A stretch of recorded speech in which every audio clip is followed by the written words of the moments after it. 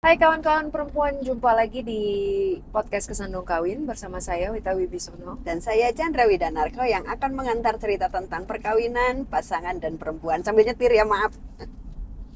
Tumben. Tumben. Biasanya parkir.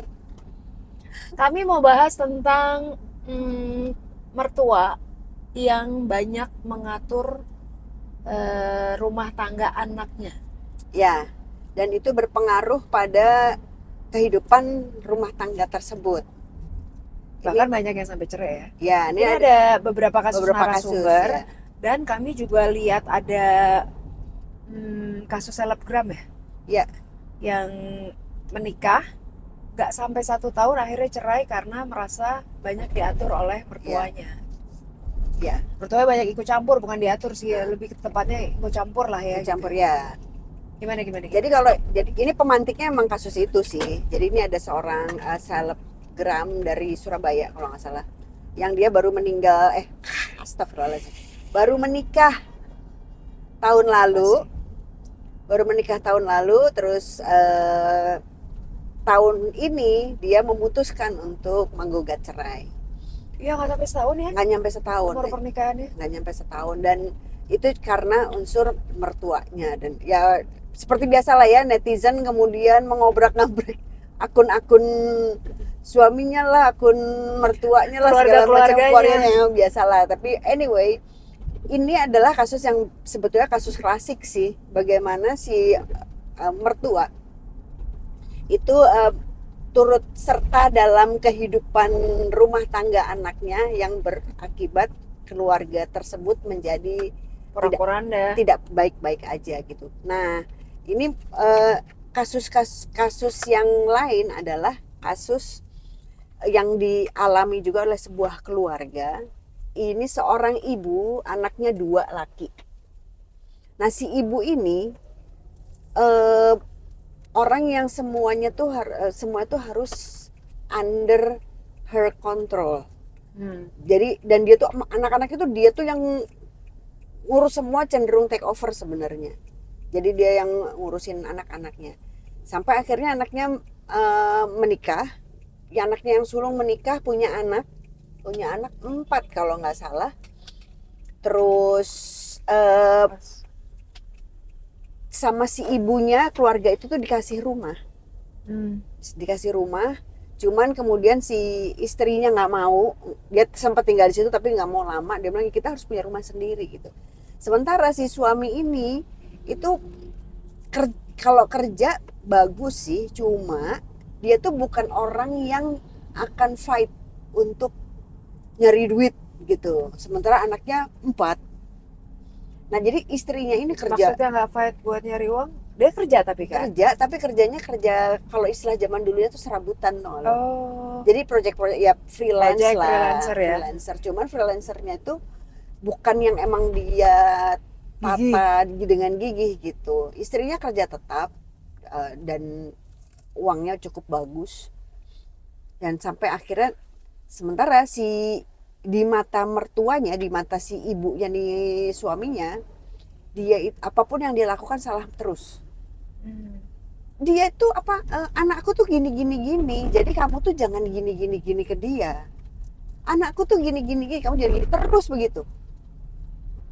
Sampai ketika anaknya yang bungsu umur 5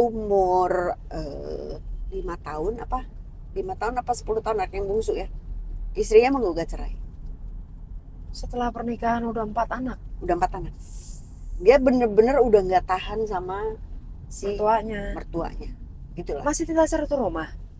Jadi ibunya tuh jadi gini, Nggak tinggal satu rumah tapi tetap ngatur gitu. nggak tinggal satu rumah, tapi kan tinggal di rumah.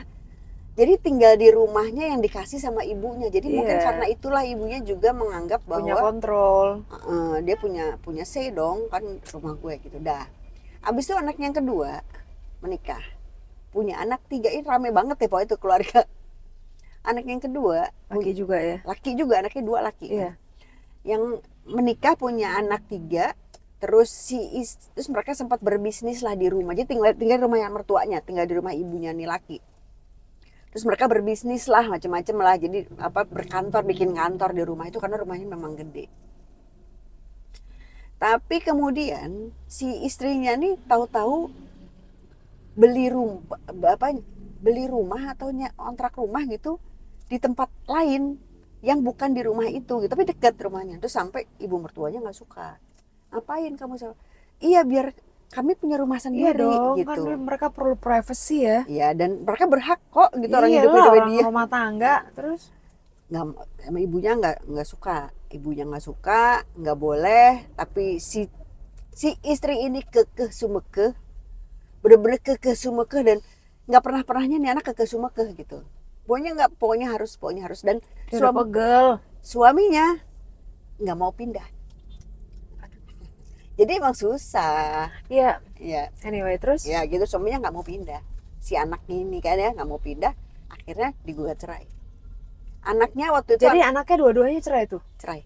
Jadi anaknya yang sulung waktu itu cerai pada saat si anak kedua ini, anak sulungnya umur SD lah, umur SD. Lebih nggak sabar lah kali yang si istri adiknya ini. Nah, abis itu jadi mereka selesai. Nah, terus kasus lain lagi juga ada, itu anaknya laki dua-duanya. Itu muanya ibunya yang ngurus. Semuanya. Bahkan kayak celana dalamnya robek, maka ibunya yang ganti lah, yang akan ngecek gitu. Sampai segitu. Padahal punya istri. Nah, waktu itu belum. Dari kecil diurus. Jadi si ibu ini memperlakukan 3 laki di rumahnya tuh kayak anaknya, termasuk suaminya. Jadi suaminya pun jadi kayak nggak punya kemampuan untuk pakai baju sendiri lah, kira-kira kalau gue ngelihatnya ya. Dipakein ya apa gitu Semua ya. diurus, bener-bener. Dia tipe yang serve berarti. Serve banget, diurus semua. Act of service-nya tinggi. Nah, untungnya anak yang nomor 2 itu agak nakal. Gitu. Jadi dia main banget kemana-mana. Kalau anaknya yang sulung itu bener-bener agak cenderung spoiled jadinya. Cenderung spoiled, nggak mau semua pokoknya salah di matanya, karena dia biasa di servis kan. Iya. Nah, iya. Tapi akhirnya yang menikah duluan adiknya. Adiknya menikah duluan. Yang Badung itu, dan istrinya juga kelihatannya juga oke gitu, dan preman lah. Ya gitu aja bisa ngatasi itu, dan mereka baik-baik aja sampai hari ini, baik-baik aja. Anaknya yang sulung juga sebenarnya pernikahannya baik-baik aja. Cuma dia baru menikah jauh waktu lah setelah si adiknya ya. Jauh waktu. Nah, bedanya sama si ibu yang pertama sama si ibu yang kedua, ini walaupun tinggalnya di rumah yang sama.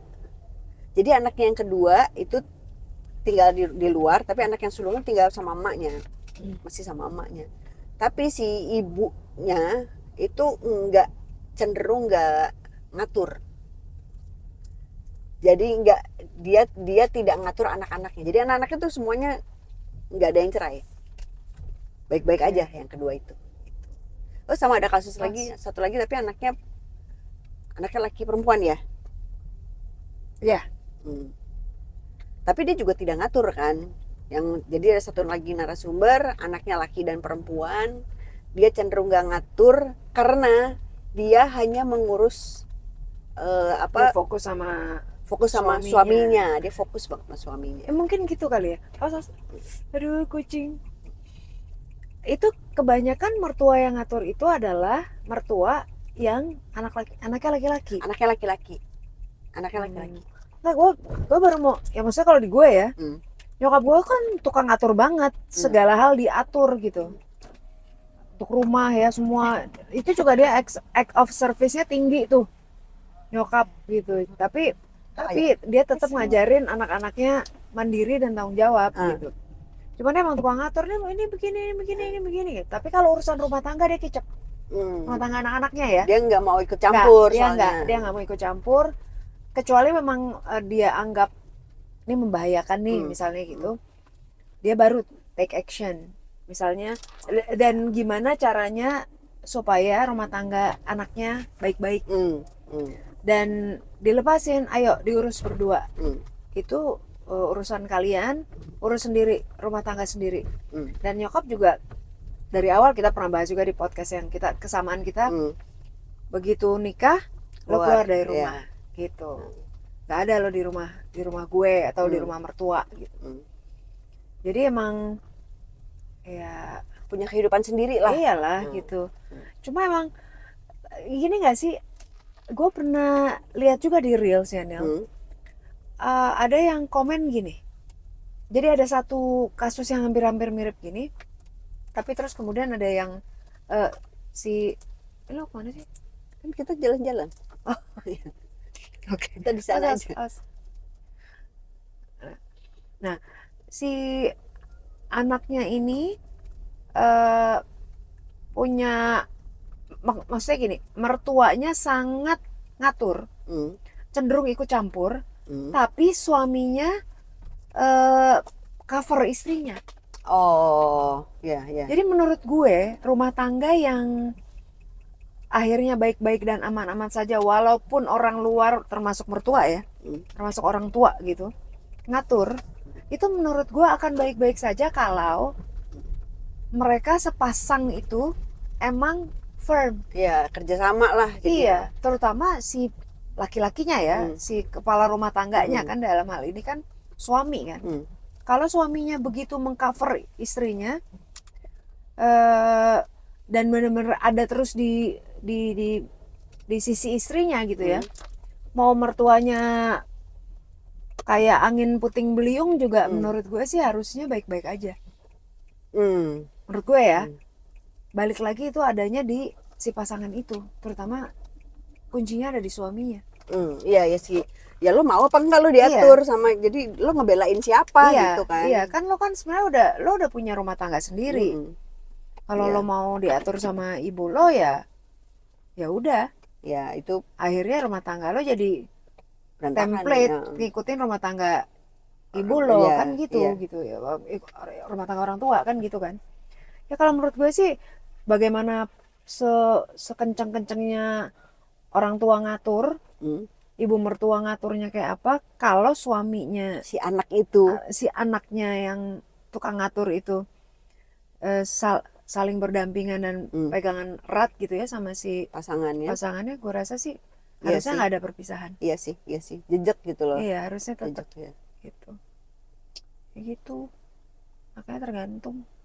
Sebenarnya nggak belum tentu pertua tukang ngatur maka berujung perpisahan. Tapi emang banyak yang begitu ya dari kasus-kasus yang kita lihat ya. Dan biasanya emang adalah mertua yang itu yang anaknya laki gitu. Udah 13 menit, jadi kita sudahi saja. Kita kok lama tuh Beh, karena sampai jalan ya. Ya udah gitu, mudah-mudahan ya kalaupun punya mertua tukang atur, mudah-mudahan sebagai pasangan saling berpegangan gitu ya. Yang penting mari bahagia. Kawin pasangan semua akan lucu pada waktunya. Bye-bye.